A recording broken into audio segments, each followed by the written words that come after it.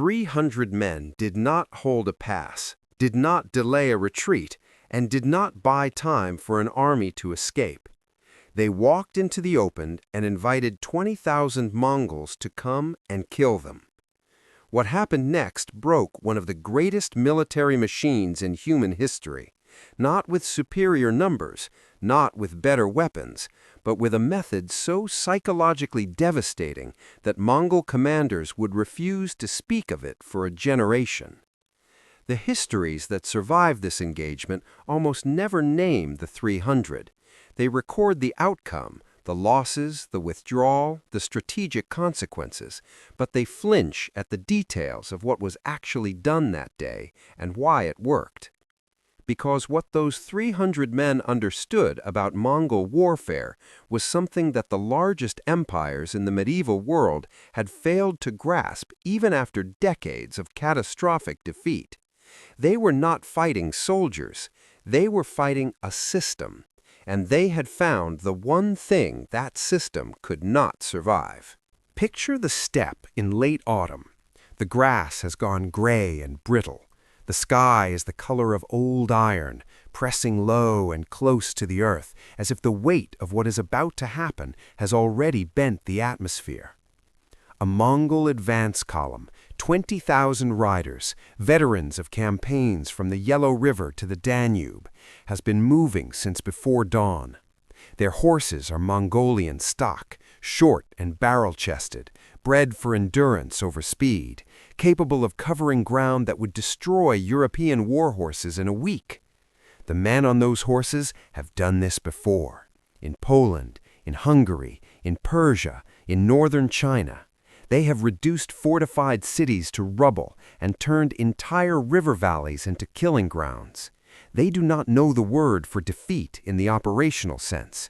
They know reversals, they know setbacks, they know the occasional withdrawal executed in good order. But the sensation of a campaign collapsing around them, of a plan coming apart because an enemy has genuinely outthought them, that sensation is foreign. And that is exactly what 300 men are about to give them. The column's forward scouts spot the warriors first. They count them again. They send a rider back to report the number, and the senior commanders almost certainly assume the count is wrong. 300 men against 20,000 is not a military engagement, it is a suicide. And the Mongols have seen suicide before. Defenders who knew they were going to lose and decided to die gloriously rather than surrender. They know exactly what to do with courage when courage is all an enemy has left. They have done it 1,000 times. What they have never seen, what nobody in the medieval world has ever shown them, is courage deployed as a tactical instrument, not as a final act of desperation, but as the opening move of a precisely designed trap.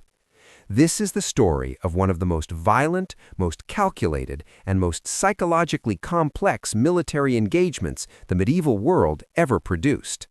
By the time this is over, you will understand not just what happened in that engagement, but why the Mongols, the most adaptable conquering force in human history, found themselves completely unable to respond to it, and what that failure reveals about the nature of military genius, the limits of overwhelming force, and what it actually takes to stop something that has never been stopped before.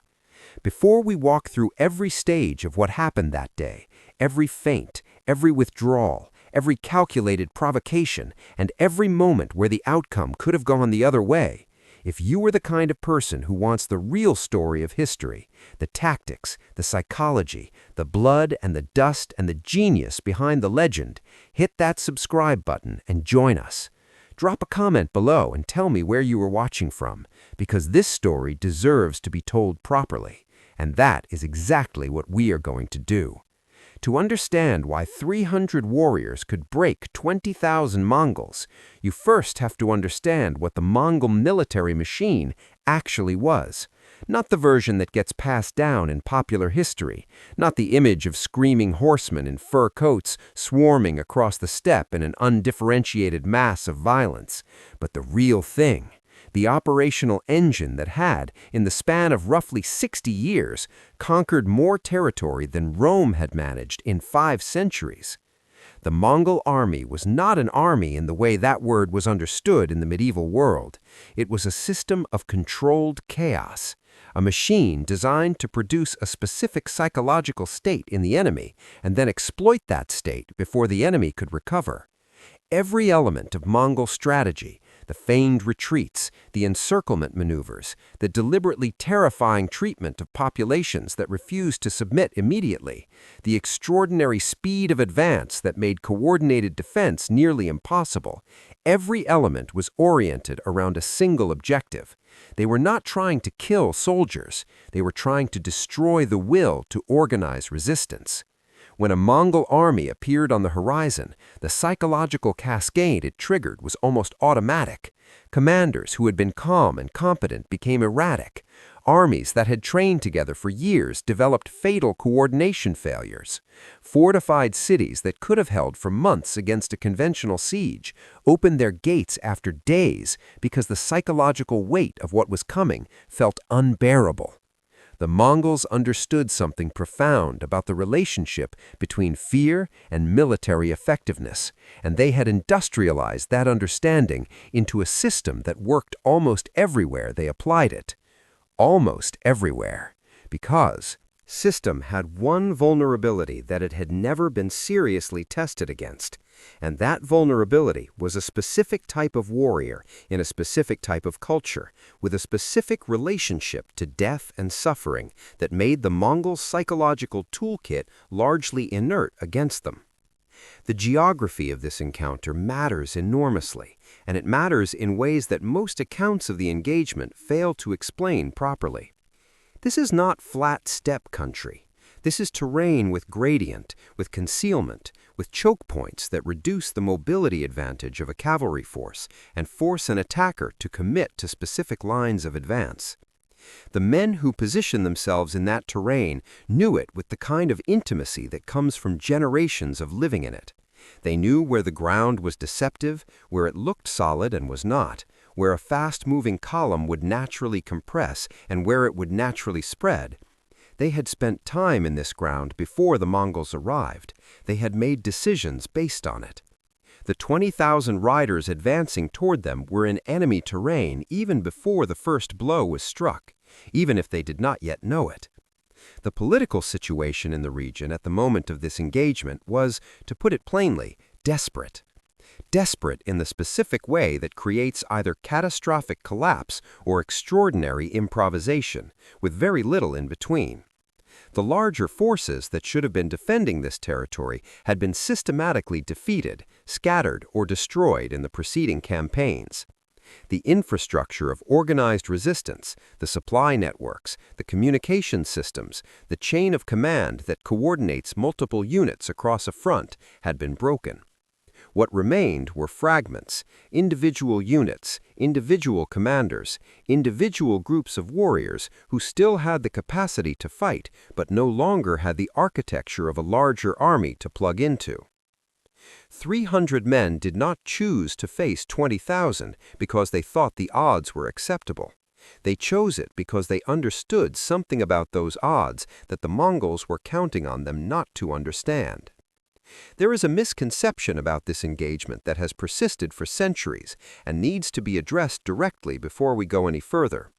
The dominant narrative, and you will find it in virtually every general history that touches on this period, frames what those 300 men did as an act of suicidal fanaticism. The religious dimension of the warriors involved, their documented willingness to seek death in certain contexts, their historical reputation for ferocity that bordered on recklessness, all of these details have been assembled into a portrait of men who charged into an impossible situation because they had abandoned rational calculation in favor of martyrdom. That narrative is not just wrong, it is the exact opposite of what happened. What those 300 men did was among the most coldly rational military decisions recorded in this period. Every element of their positioning, their sequencing, their use of terrain, their management of the Mongol column's response, these are not the decisions of men who have stopped thinking. These are the decisions of men who have thought more carefully about the specific problem in front of them than anyone else in the region, and have arrived at a solution that looks like recklessness from the outside, but is, in fact, a precisely calibrated exploitation of an enemy vulnerability that no one else had yet identified. The fanaticism narrative is also convenient in a way that should make any serious student of history suspicious. It explains the outcome without requiring us to understand it. If those 300 men won because they were crazy enough to die for their beliefs, then their victory tells us nothing about tactics, nothing about strategy, nothing about the practical science of defeating a superior force. It reduces one of the most instructive military engagements of the medieval period to a miracle story, and miracle stories, however satisfying emotionally, are exactly the kind of historical interpretation that makes it impossible to learn anything useful from what happened. So let us set the miracle story aside entirely and look at what actually occurred. The Mongol way of war in this period had one requirement above all others for successful execution. It required the enemy to behave predictably. Specifically, it required the enemy to either stand and fight in a conventional defensive formation or to break and flee when the pressure became too great. Both responses gave the Mongols exactly what they needed. A conventional defensive line could be enveloped, outflanked, and destroyed through the mobile superiority that Mongol cavalry exercised over almost any opponent in open terrain. A fleeing army could be run down and slaughtered almost at leisure. Mongol horses could maintain pursuit speeds that infantry formations could not escape, and the psychological collapse that produced a rout also tended to destroy whatever unit cohesion might have allowed the retreating force to organize a rearguard. The feigned retreat was the masterpiece of Mongol tactical vocabulary, and it is worth dwelling on what made it so consistently effective before we explain what 300 warriors did to neutralize it completely. A Mongol force would engage, appear to falter, and then pull back, sometimes for miles, sometimes for days, drawing an enemy force out of its defensive position in pursuit. The moment the pursuing force extended itself and lost its formation coherence, the Mongol units would wheel, reform, and destroy the now disorganized pursuers at close range. It had worked in Poland at Legnica. It had worked against the Georgians. It had worked against the Kipchaks. It was one of the most well-documented tactical devices in the medieval world, and it kept working anyway because the psychological pull of apparent victory over a retreating enemy was nearly impossible for most medieval commanders to resist. The 300 knew about the feigned retreat. Of course they did. Everyone who had fought the Mongols or studied them knew about the feigned retreat. Knowing about it had not helped the Poles, or the Georgians, or the Kipchaks. Knowing that a trap exists does not automatically give you the ability to avoid it. What the 300 had, and what those other forces had lacked, was something more specific than tactical knowledge. They had a psychological profile of their own warriors that made the feigned retreat inert as a weapon. You cannot draw a man out of his position by offering him the illusion of victory if that man does not want victory in the conventional sense. If the warriors in your force are not motivated by territorial gain, by the capture of equipment, by the pursuit of an apparently fleeing enemy, if their motivation is something else entirely, something that a retreating Mongol formation does not satisfy and cannot offer, then the feigned retreat is just movement. It is soldiers going somewhere. It does not trigger the psychological cascade that makes it lethal. What those 300 men wanted, in the most literal operational sense, was contact. They wanted the Mongols to close with them. And the Mongols, conditioned by decades of experience in which an enemy moving toward them rather than away from them was always a suicidal act that they could exploit, were going to give it to them. The build-up to the main engagement had a quality that experienced soldiers recognize immediately and that histories often failed to capture: the stillness before something large and violent begins to move. Not silence. The steppe is never silent when 20,000 horses are present. The sound of that many animals in close proximity is a constant low rumble that carries for miles, but a specific quality of compressed attention, of everything in the landscape waiting. The Mongol advance commanders were good at their jobs. They were not reckless. They had protocols for unusual situations, including the situation of a small force that did not retreat when a much larger force appeared on the same ground. Unusual behavior from an enemy was always a signal worth reading carefully. It could mean an ambush, a concealed larger force, terrain that made direct advance costly. A good Mongol commander did not simply charge 300 men just because he could. He assessed. What the assessment told them, in this case, was that the terrain offered no meaningful concealment for a larger force. The ground had been chosen carefully, and its openness was one of its most important features. There was no hidden army waiting behind a ridge. There were 300 men. 300 men with weapons, with horses, with formation discipline, positioned in a way that suggested they intended to fight rather than flee, but 300 men nonetheless. The decision that followed was not reckless. It was reasonable given every prior experience those commanders had accumulated. A force this size did not require the full column. It required enough riders to overwhelm them quickly, contain whatever tactical surprise they might be planning, and clear the ground. The column began to deploy a forward element, still vastly superior in numbers, but not the full 20,000. The commanders were being professional. They were calibrating their response to the threat as they understood it. They had understood it completely wrong. The first phase of the engagement began with a charge, not from the Mongols, from the 300. They came forward, fast, direct, screaming in a way that the sources describe with genuine unease, not the battle cry of men trying to frighten an enemy into flight, but something else. Something that the chroniclers struggled to characterize and eventually describe as the sound of men who have already accepted what is going to happen to them and are running toward it. The Mongol forward element held. They had seen screaming charges before. They had seen desperate courage before. They knew how to receive it. What they were not prepared for was the fact that the charge did not stop. A cavalry charge in the medieval period had a logic to it that both sides understood. You came forward at speed to break a formation or to draw a defensive response, and then you managed the contact. You did not simply absorb an enemy force of superior size through sheer forward momentum. Every military tradition of the period understood this. You feinted, you withdrew, you circled, you looked for the flank. You did not ride into 20 times your number and keep going. The 300 kept going. The initial contact was catastrophic for both sides, and that has to be understood clearly. These 300 men were not invulnerable. They were not protected by any force except the quality of their training, their equipment, and the specific psychological state they had achieved before the engagement began.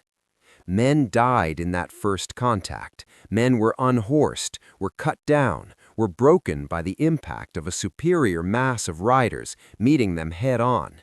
What did not happen was that the 300 stopped.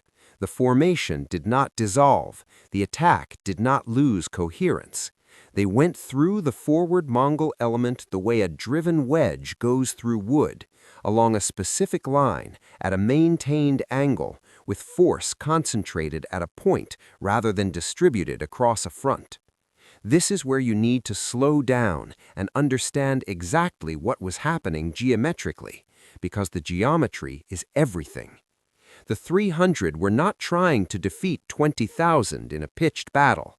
They were not laboring under the delusion that 300 men could kill 20,000 men in direct combat. What they were doing was something more specific, more surgical, and more psychologically devastating. They were attacking the command structure directly. They had identified, through reconnaissance and through a detailed understanding of how Mongol columns organized themselves, where the senior commanders of this force would be positioned, and they were going there, through whatever stood between them and that position, through whatever number of riders the Mongols put in their path. Shift your perspective for a moment. You are not one of the 300. You are a Mongol officer in the middle section of that column, watching this unfold. You have been in dozens of engagements. You have seen courage. You have seen desperation. You have seen units hold beyond what seemed physically possible because of training or belief or the specific terror of what would happen to them if they broke. What you have never seen is a force this small penetrate this deep into a formation this large while maintaining attack coherence. The forward element has not stopped them. The second line has not stopped them. They are still moving. They are still together, and they are moving towards something specific. You can see that from the directional consistency of the attack, from the way they are not responding to flanking pressure, the way a force that has simply lost control of its direction would respond. They are ignoring the flanking pressure. They are accepting the losses it produces, and they are still moving forward. This is the moment when the Mongol system begins to fail.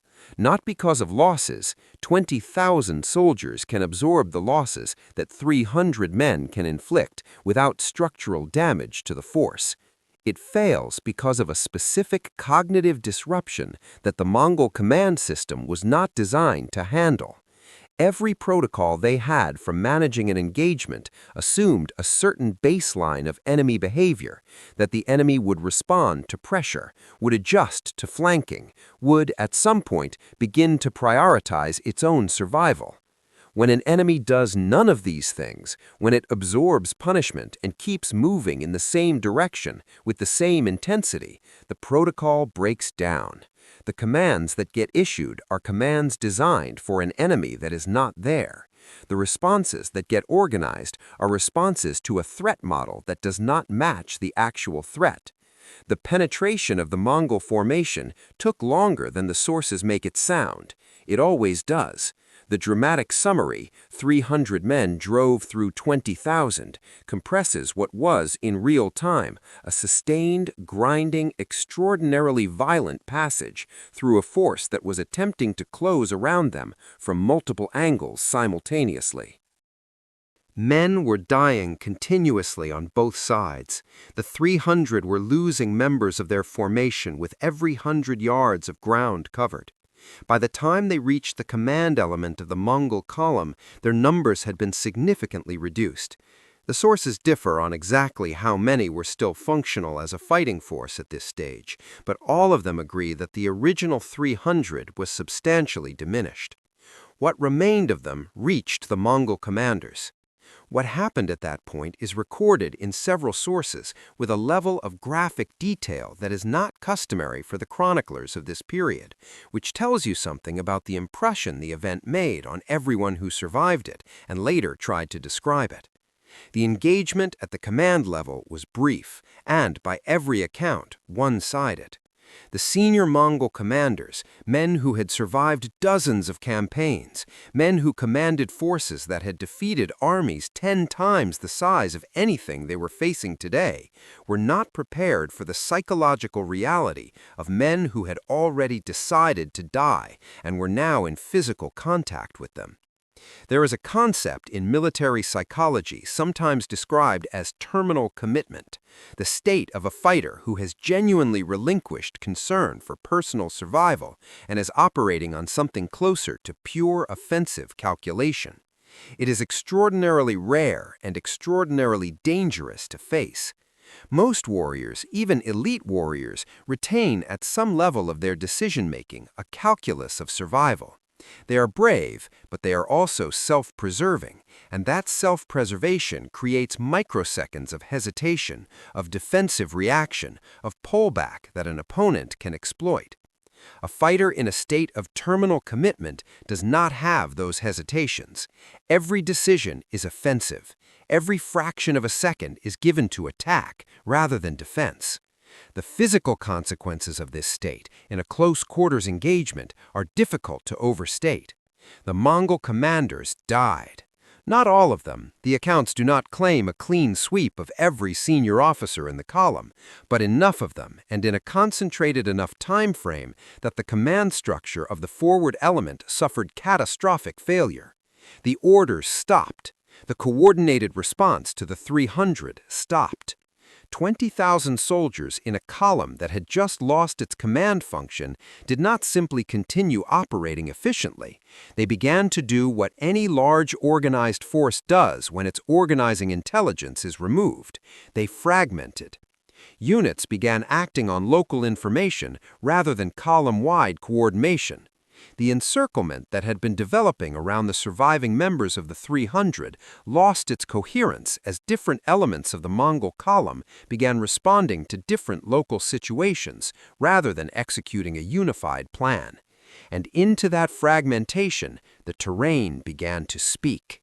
The ground the 300 had chosen was not passive. Every feature of it, the gradient shifts, the compressed approaches, the sight lines that prevented one section of the Mongol column from seeing what was happening in another section, had been selected to exploit exactly this kind of command disruption.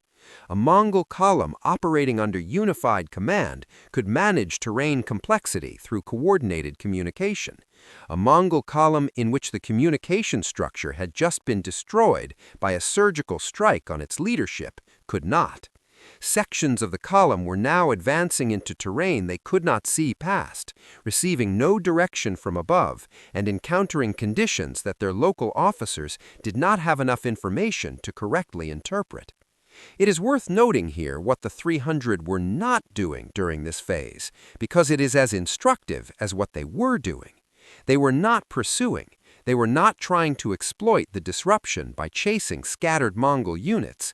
The survivors, however many there were at this stage, held their position or withdrew to prepared ground, rather than extending themselves into a pursuit that would have exposed them to the same kind of envelopment they had just inflicted on the Mongol command element. They had accomplished the objective. The objective was not to kill 20,000 men. The objective was to break the operational coherence of 20,000 men, and they had done it. The Mongol column's response to what had happened took time to cohere, and that delay is itself significant. A Mongol force operating normally would have reorganized with extraordinary speed. The command structure was decentralized enough that the loss of senior commanders did not paralyze a force for long. Junior commanders would assume authority, new coordination would emerge, and within a period of hours the force would be functional again. What prevented this normal recovery from happening here was not the physical losses the 300 had inflicted. Those were real but manageable. It was the psychological state that the engagement had produced in the surviving elements of the column. What had just happened was not supposed to be possible. 300 men were not supposed to be able to do this. The Mongol operational system was not just a tactical toolkit. It was an identity, a narrative about what Mongol warriors were and what the forces opposing them were. That narrative had just been violated in a way that could not be easily categorized or processed. The men who had been in the column, who had watched the 300 come through them, who had been present at the death of their commanders, these men were not cowards, not incompetents, not soldiers who had failed to fight.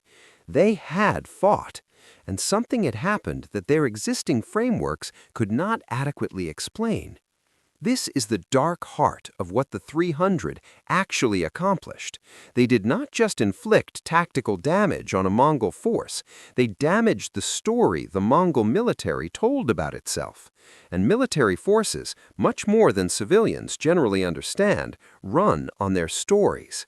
The story of the Mongol army, the story of invincibility, of inevitable advance, of the futility of resistance, was the most powerful weapon in the Mongol arsenal, more powerful than the composite bow, or the flanking maneuver, or the feigned retreat.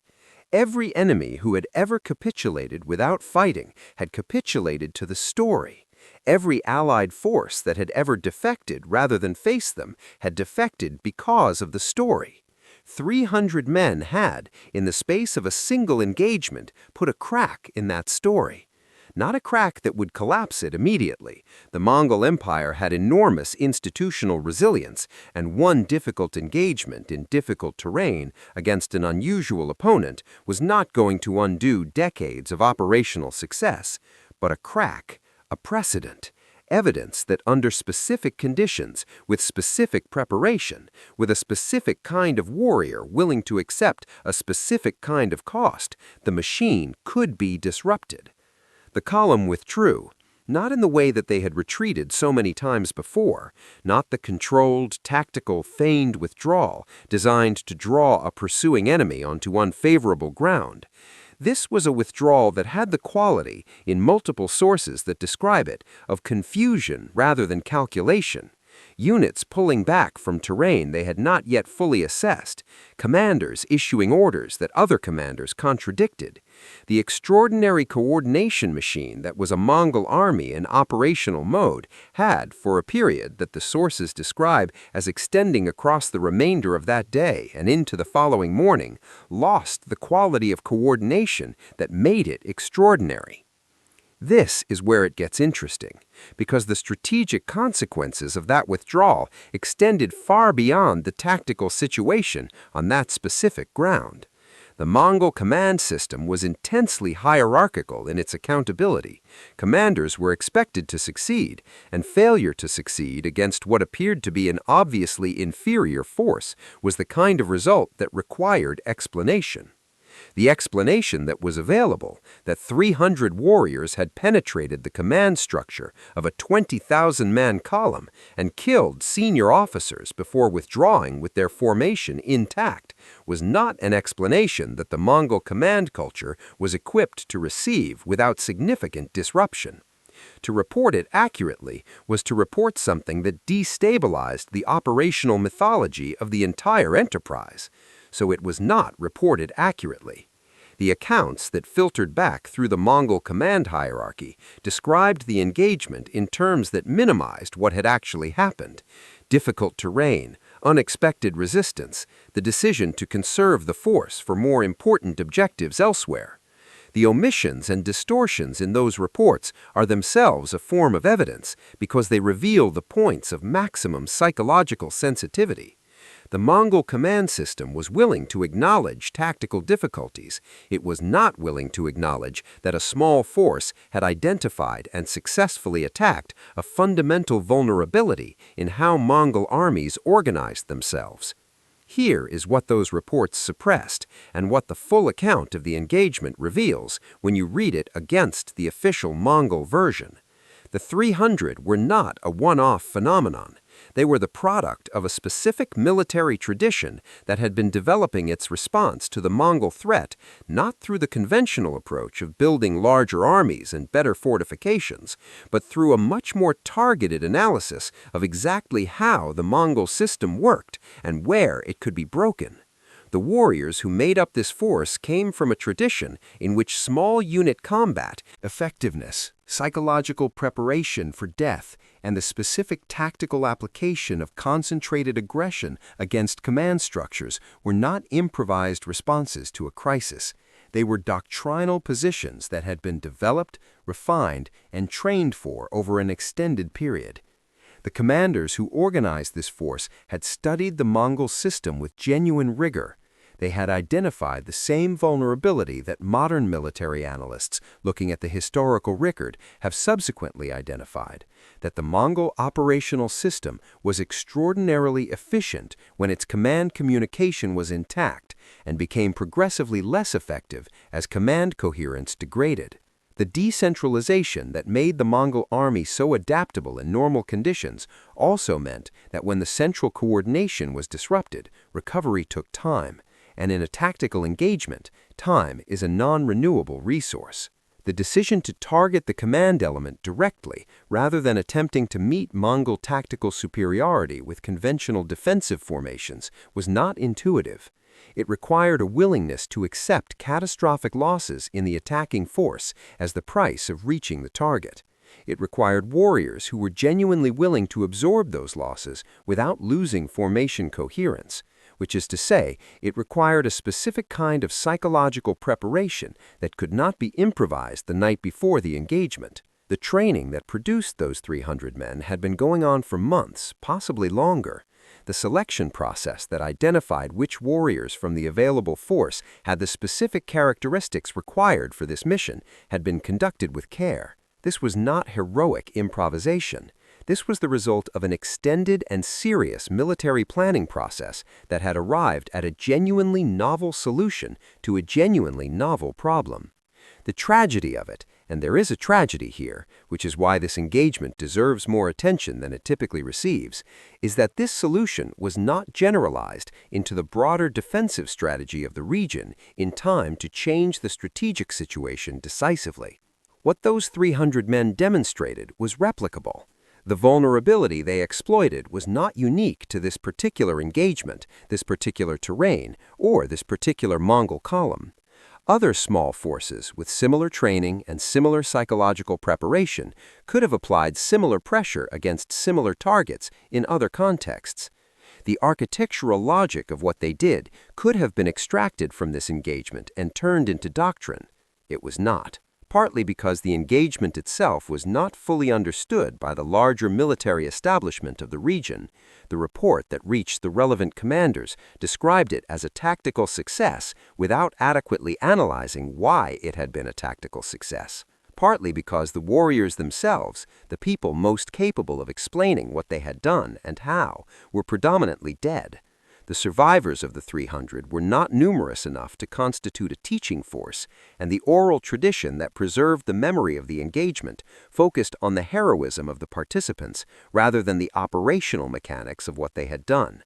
The story that was passed down was the miracle story, the story of 300 impossibly brave men who had held against impossible odds through the power of their faith and their will. The miracle story was more satisfying than the operational analysis. It was also strategically useless. The aftermath of the engagement played out over weeks and months across a geographic and political landscape that was still absorbing the implications of what the Mongol expansion had done to the region. The Mongol column that had been engaged by the 300 did eventually regroup and continue its operations. The disruption that those 300 men had caused was real, but it was bounded by the scope of a single engagement, by the exhaustion of the force that had caused it, by the failure to translate a tactical insight into a strategic architecture. What the engagement did do in the medium term was contribute to a broader pattern of resistance that the Mongol expansion in this region encountered with a frequency and a tenacity that distinguished it from the conquest of other areas. The warriors who had produced those 300 men were part of a culture that continued to generate high-quality resistance in the periods that followed. Not always through the specific method of the 300.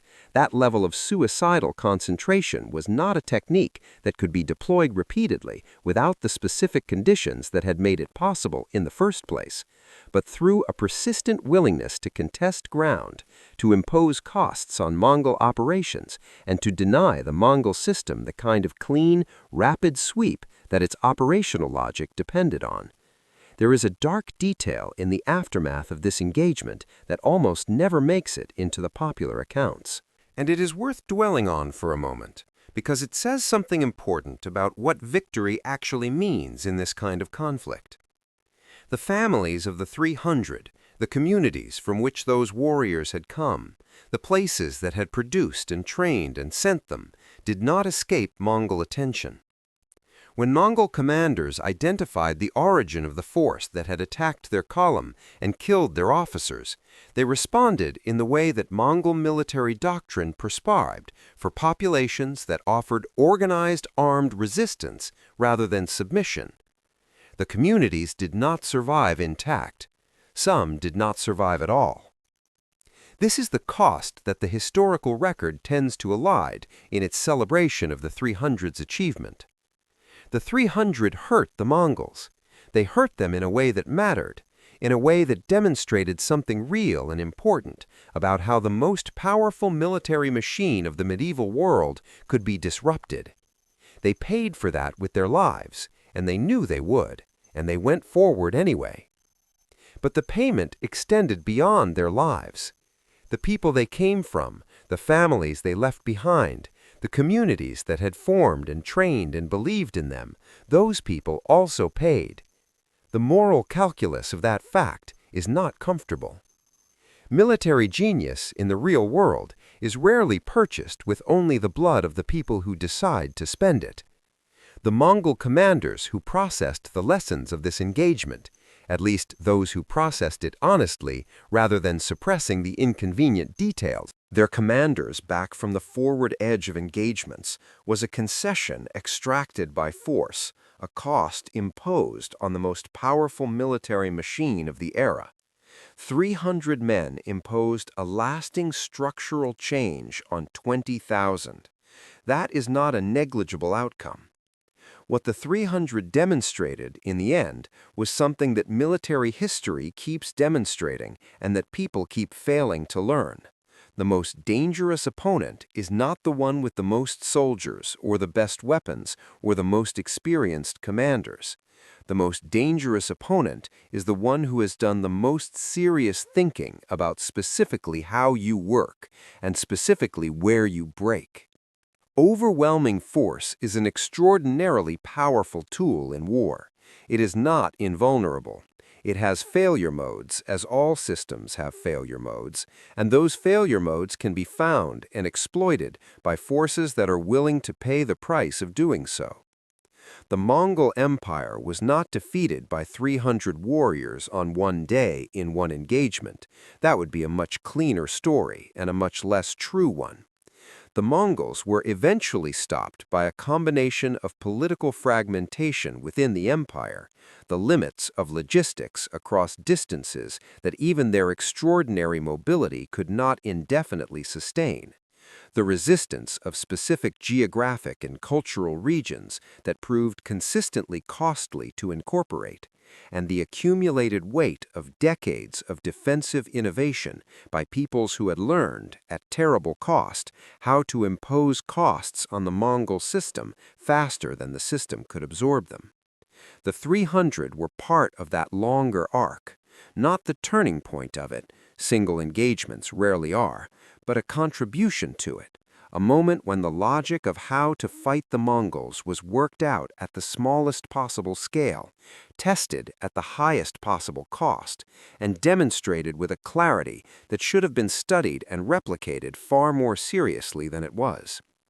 The final line of this story does not belong to the 300. It belongs to the Mongol commanders who changed their doctrine in response to what those 300 did. Because doctrine changes in response to a specific threat only when that threat is real, only when it has actually demonstrated the vulnerability it claims to exploit. When the most successful military machine in the medieval world revised the way it positioned its commanders on the battlefield, it was acknowledging something it would never say aloud, that 300 men had found the crack in the wall. They had found it, they had used it, they had paid for it completely, and the wall was never quite the same again.